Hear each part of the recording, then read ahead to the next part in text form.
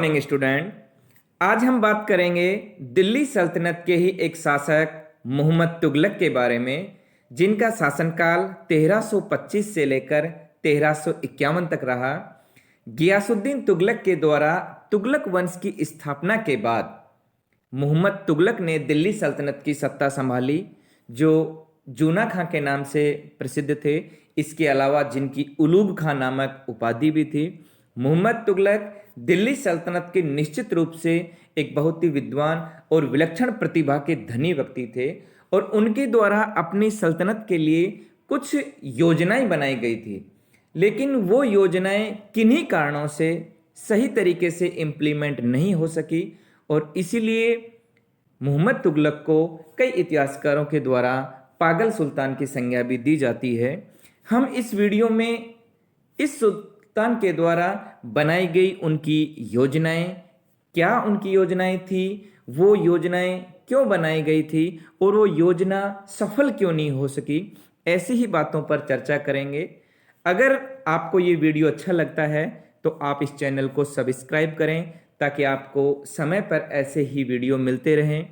सबसे पहले हम बात करते हैं मोहम्मद बिन तुगलक की राजधानी परिवर्तन की योजना। मतलब मोहम्मद बिन तुगलक जो दिल्ली सल्तनत का शासक था, और दिल्ली जिनकी राजधानी थी सल्तनत की, इनकी ये महत्वपूर्ण योजना थी कि इन्होंने अपनी राजधानी को बदलने का निश्चय किया। अर्थात अपनी राजधानी को दिल्ली से देवगिरी ले जाने का प्लान बनाया। देवगिरी जिसे दौलताबाद भी कहा गया है। तो इन्होंने अपनी राजधानी को दिल्ली से ले जाकर दक्षिण भारत में दौलताबाद ले जाने का निश्चय किया, और इस योजना के पीछे उनका जो मुख्य उद्देश्य था वो यही था कि दक्षिण भारत पर बेहतर नियंत्रण रखा जा सके, और जो नई राजधानी थी देवगिरी, वो साम्राज्य के केंद्र में स्थित थी। मतलब उनका ये मानना था कि दक्षिण भारत पर अगर सही तरीके से नियंत्रण रखना है तो देवगिरी को राजधानी बनाना होगा, और इसके अलावा पूरे दिल्ली सल्तनत के साम्राज्य के मध्य में स्थित थी ये देवगिरी, और इन्हीं बातों को लेकर उन्होंने ये राजधानी परिवर्तन की योजना बनाई।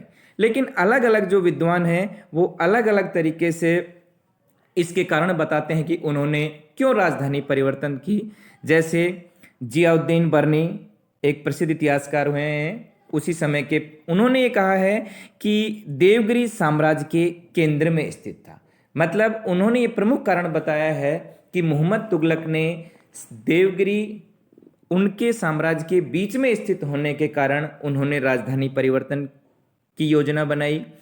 इब्न बतूता भी उसी समय के विद्वान हैं। उन्होंने कहा है कि दिल्ली वालों का सुल्तान के विरुद्ध पत्र लिखना, अर्थात जो दिल्ली के निवासी थे वो सुल्तान मोहम्मद तुगलक को ऐसे पत्र लिखते थे, और उन पत्रों में वो बहुत सारी गालियां लिखते थे। मतलब मोहम्मद तुगलक को उन पत्रों के माध्यम से गालियां दी जाती थी, और ऐसे रोजाना प्रतिदिन मोहम्मद तुगलक के पास ऐसे पत्र पहुंचते थे, और इसीलिए क्रोध में आकर सुल्तान ने मतलब दिल्ली को उजाड़ने का निश्चय कर लिया, दिल्ली को समाप्त करने का निश्चय कर लिया, और इसीलिए उसने अपनी राजधानी को दिल्ली से देवगिरी ले जाने का सोचा। ये कारण बता रहा है इब्न बतूता।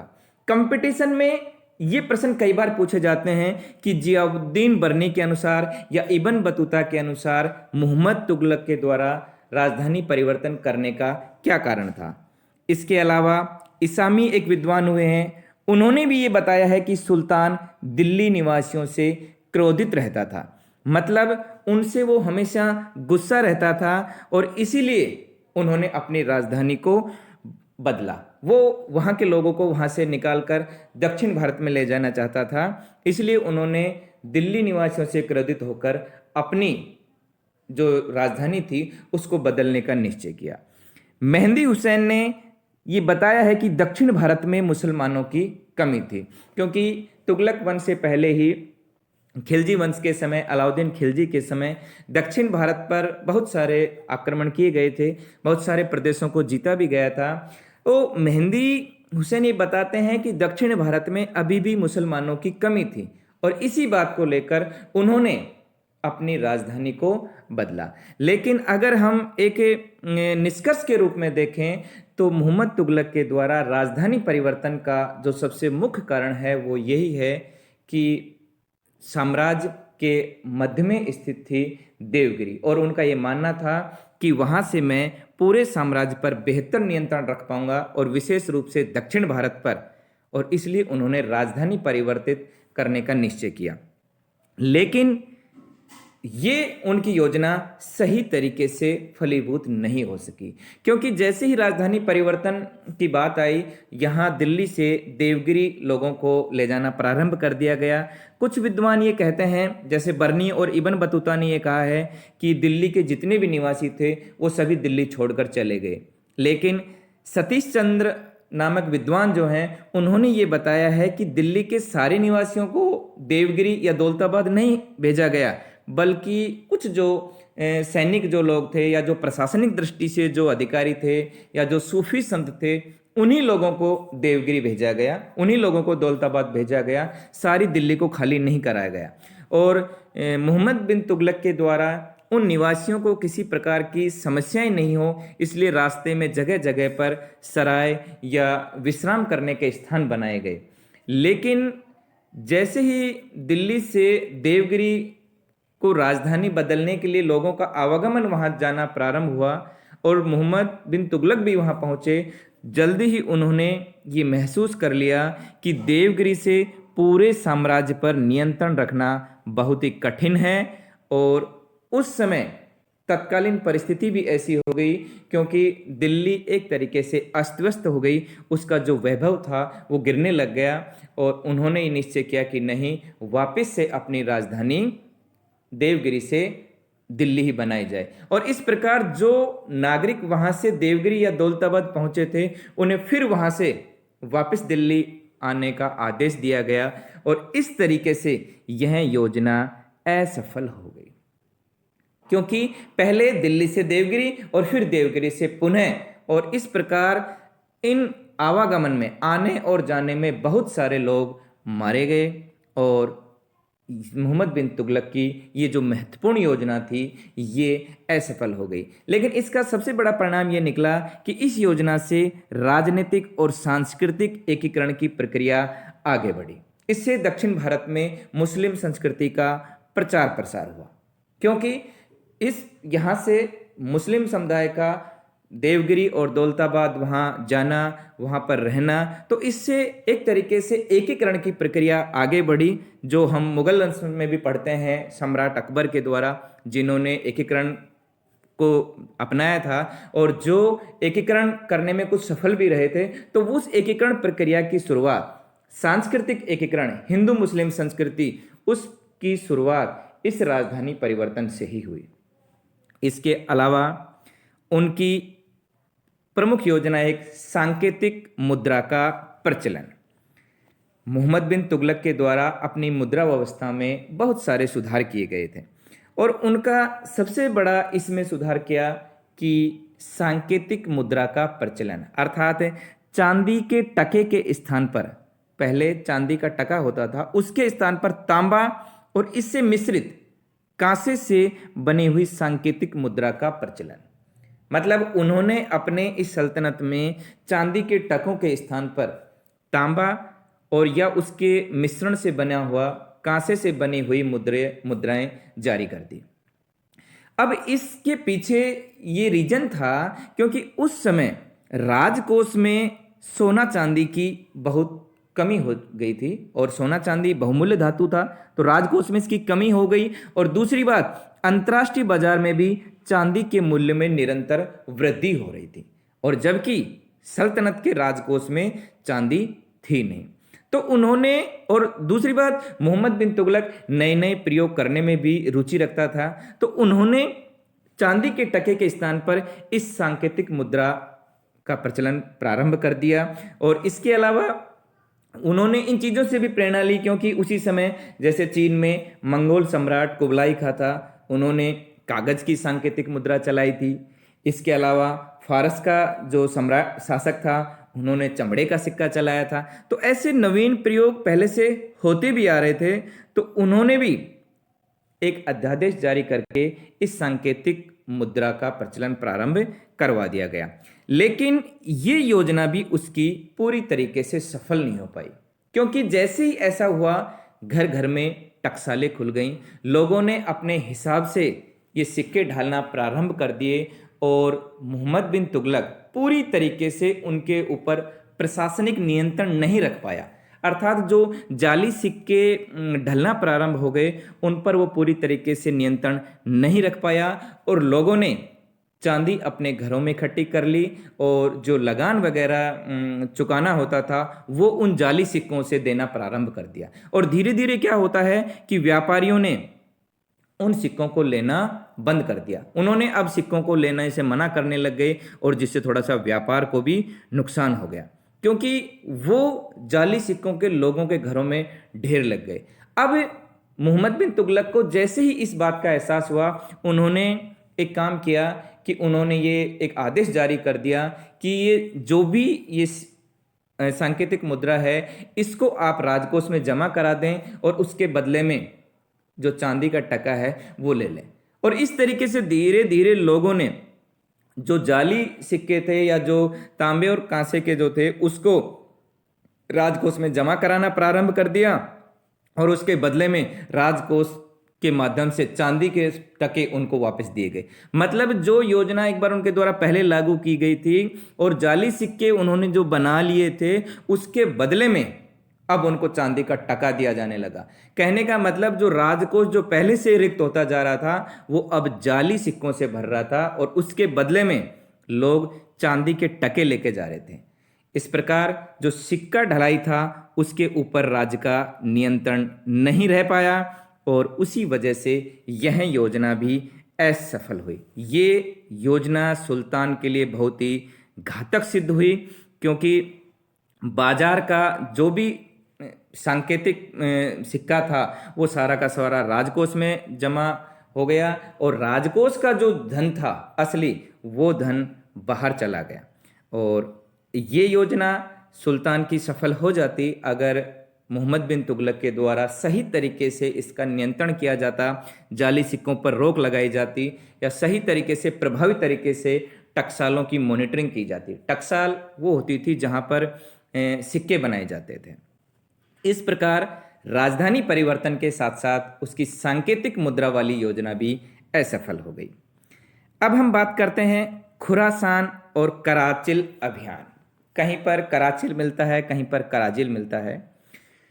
खुरासान ईरान के आसपास एक जगह है और खुरासान मध्य एशिया में उस समय क्या होता है, एक रिक्तता आती है। मतलब एक तरीके से उस समय एक शून्यता सी आ जाती है कि जब वहां पर कोई प्रभावी नियंत्रण नहीं है।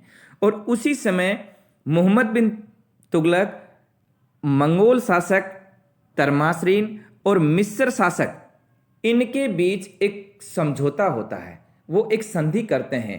मंगोल, मोहम्मद और मिस्र, तीनों 3M, मंगोल, मिस्र और मोहम्मद, इन तीनों के बीच एक समझौता होता है और वो समझौता होता है खुरासान के सुल्तान अबू सईद के खिलाफ, कि ये तीनों मिलकर अबू सईद के विरुद्ध अबू सईद के विरुद्ध आक्रमण करेंगे। मोहम्मद बिन तुगलक अब जो मध्य एशिया में जो शून्यता आई हुई है उस शून्यता को भरने की कोशिश कर रहा है। और दूसरी बात, खुरासान का व्यापारिक महत्व भी है और इन्हीं बातों को लेकर वो खुरासान पर आक्रमण करना चाहता है, इन्हीं बातों को लेकर। और दूसरी बात, उसे मंगोल शासक तरमासरीन और मिस्र के शासक का भी सहयोग मिल रहा है। और वहाँ खुरासान के बहुत सारे ऐसे राजकुमार हैं जो, या वहाँ के जो विरोधी लोग हैं, वो भी उनको आकर मोहम्मद बिन तुगलक को बता रहे हैं कि आप आसानी से खुरासान को जीत सकते हैं। एक तरीके से खुरासान की जो हालत है उस समय वो सही नहीं है, अबू सईद है वो कमज़ोर है। और इसी बात को लेकर उन्होंने एक विशाल सेना तैयार कर ली मोहम्मद बिन तुगलक ने। बताया जाता है कि लगभग 4 लाख के आसपास उसने एक विशाल सेना तैयार कर ली इस खुरासान पर आक्रमण करने के लिए।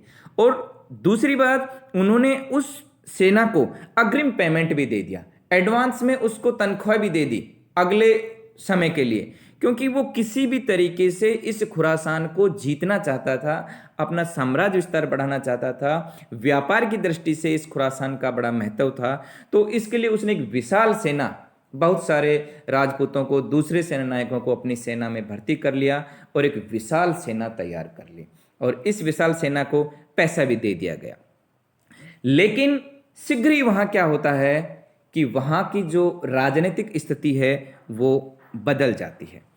मंगोल का जो शासक था तरमाश्रीन, जिसके साथ इन्होंने समझौता किया था, वो पद से हट गया, उसको पद से हटा दिया गया। और दूसरी बात, जो अबू सईद था, वो अबू सईद की वहां पर खुरासान में स्थिति मजबूत हो जाती है। मतलब उन्होंने अपनी जो स्थिति है, वहाँ की आंतरिक स्थिति है, उसने उस आंतरिक स्थिति को दबाकर अबू सईद ने, मतलब वहाँ पर पूरी तरीके से अपनी स्थिति को सुदृढ़ कर लिया। और जैसे ही मंगोल शासक तरमाश्रीन हटा और ईरान और मिस्र दोनों के बीच संधि हो गई। ईरान, खुरासान, अबू सईद और मिस्र का शासक, इनके बीच एक संधि हो गई, और इस वजह से ये योजना उसकी पूरी तरीके से असफल हो गई। और दूसरी बात, इस योजना में बहुत सारा पैसा भी लगा दिया गया था, क्योंकि एग्रिम पेमेंट उनको दे दिया गया था। अब योजना असफल क्यों हुई? क्योंकि अबू सईद ने अपनी जो उसकी स्थिति दुर्बल हो रही थी, उस स्थिति को उन्होंने सुदृढ़ बना लिया। उसके जो आसपास के जो विरोधी उसका विरोध कर रहे थे, उनको उनके द्वारा दबा दिया गया। और सबसे बड़ी बात रही कि जो मंगोल नेता था तरमाश्रीन, वो पद से ही हट गया। अब जब वो पद से ही हट गया तो वो मोहम्मद बिन तुगलक की क्या सहायता करेगा? और उधर दूसरी तरफ मिस्र का शासक के साथ ईरान के शासक ने समझौता कर लिया, और इस तरीके से उसका जो खुरासान अभियान था वो पूर्णतः असफल हो गया। अब ये इस सेना का क्या करे जो इतनी बड़ी सेना तैयार कर रखी थी। इस सेना का उन्होंने क्या काम किया? कराचिल अभियान पर उस सेना को भेज दिया। कराचिल या कराजिल ये हिमालय की तराई में स्थित कुल्लू कांगड़ा प्रदेश है, जहां पर एक हिंदू राजा राज करता था। मतलब ये हिंदू राज्य था। और इस कराचिल अभियान पर आक्रमण करने का कारण या उस अभियान को मूर्त रूप देने का कारण इसलिए था कि कराचिल का जो सुल्तान था, वहाँ का जो राजा था, वो मोहम्मद बिन तुगलक के विरोधियों को शरण देने का काम करता था। अर्थात मोहम्मद बिन तुगलक के जो भी विरोधी थे वो कराचिल में जाकर शरण पाते थे, वहीं पर जाकर वो आश्रय पाते थे। और इसी बात को लेकर मोहम्मद बिन तुगलक उससे नाराज था। और दूसरी बात यह है कि इसका सामरिक दृष्टि से भी बड़ा महत्व था, क्योंकि कराचिल, कुल्लू कांगड़ा प्रदेश उत्तर दिशा में, चीन तिब्बत की क्षेत्र की ओर, तो इसका सामरिक महत्व भी था, पर्वतीय दृष्टि से बहुत ही इम्पोर्टेंट था। और दूसरा, उसके दुश्मनों को शरण स्थल बना हुआ था। और तीसरी बात, उसके पास विशाल सेना पहले से ही तैयार थी, जो खुरासान अभियान के लिए तैयार की गई थी। और इसी कारण से उसने उस सेना को उस कराचिल अभियान पर भेज दिया गया।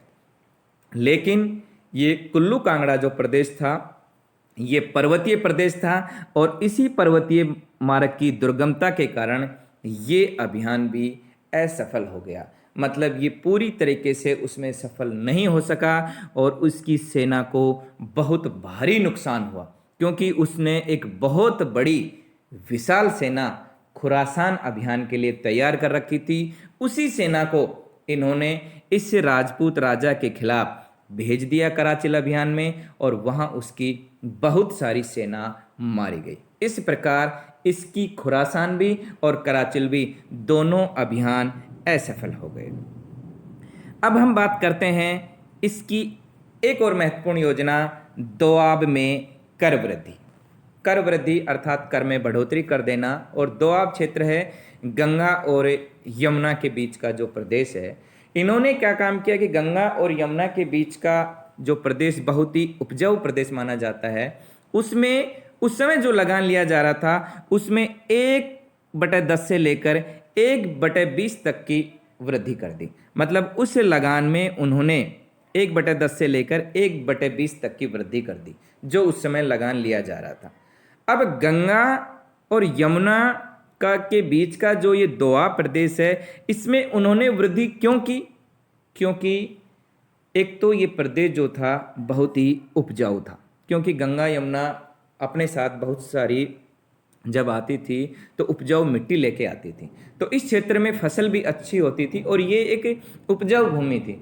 तो उन्होंने वहाँ के लगान में ये वृद्धि कर दी। दूसरी बात ये थी कि सुल्तान ने अनेक ऐसी योजनाएं बनाई थी और उन योजनाओं में बहुत अधिक पैसा खर्च हुआ था। उनके द्वारा जो योजनाएं बनाई गई थी, उन योजनाओं में बहुत सारा पैसा खर्च हुआ था। अब उस पैसे की वसूली कहाँ से की जाए? दूसरी बात, क्योंकि जैसे मैंने आपको बताया, खुरासान अभियान के लिए उन्होंने बहुत बड़ी सेना तैयार की थी, उसको पैसा भी दे दिया गया था। तो अब इन सारी चीज़ों की पूर्ति के लिए, उस पेमेंट के लिए कहीं ना कहीं से तो उन्हें कर बढ़ाना ही था, और वो कार्य उन्होंने दोआब में किया, क्योंकि अपनी आर्थिक आवश्यकताओं की पूर्ति के लिए लगान तो बढ़ाया जाना स्वाभाविक था, और इसके लिए उन्होंने दोआब क्षेत्र को चुना, क्योंकि दोआब जो क्षेत्र था वो बहुत ही उपजाऊ क्षेत्र था, गंगा यमुना का प्रदेश। लेकिन जैसे ही उन्होंने लगान में वृद्धि की, संयोगवश क्या हुआ कि वहाँ सूखा पड़ गया। अब सूखा पड़ने से पहले ही फसल कम हुई, और दूसरी तरफ मोहम्मद बिन तुगलक के द्वारा अधिकारियों को ये निर्देश दे दिए गए कि आप वहाँ पर कठोरता से लगान की वसूली करें, मतलब किसी से भी लगान नहीं छोड़ा जाए, और लगान बहुत ही निर्दयता पूर्वक तरीके से अधिकारियों के द्वारा वसूला जाने लगा, क्योंकि मोहम्मद बिन तुगलक को किसी भी माध्यम से वहाँ से लगान वसूल करवाना ही था, क्योंकि उसके पास कोई और ऐसा क्षेत्र नहीं था। लेकिन संयोगवश वहाँ सूखा पड़ गया, उस उपजाऊ भूमि से भी उतनी पैदावार नहीं हो सकी जितनी पैदावार हर वर्ष होती थी। तो जैसे ही अधिकारियों के द्वारा इस तरीके के तरीके अपनाए गए, जब उनका दमन किया जाने लगा, तो उन किसानों ने खेती करना छोड़ दिया। जो खेती की हुई थी उन खेतों में आग लगा दी गई, वो खेत छोड़ छोड़ कर भागने लग गए, और मोहम्मद बिन तुगलक के द्वारा ऐसे किसानों को मारे जाना प्रारंभ हुआ। मतलब एक तरीके से उनका जानवरों की तरह शिकार किया जाना प्रारंभ कर दिया, कि किसान खेत छोड़ के भाग रहा है और पीछे से उसके अधिकारी उनका शिकार कर रहे हैं। उन्होंने जैसे ही इस प्रकार की एक्टिविटी, इस प्रकार के कार्य किए, उससे किसान भी बड़ा भयभीत हो गया, और उन्होंने अपनी जो भी खेत बो रखे थे उन खेतों में, खड़ी फसलों में उन्होंने आग लगा दी। सरकारी जो अनाज था उसको लूट लिया, उसके जो राजस्व के जो अधिकारी थे उनकी हत्याएं कर दी, और इस घटनाक्रम में मोहम्मद बिन तुगलक के द्वारा भी बड़ी सख्ती की गई। इस प्रकार उसकी जो ये दोआब में जो कर वृद्धि वाली योजना थी, यह भी पूरी तरीके से असफल हो गई।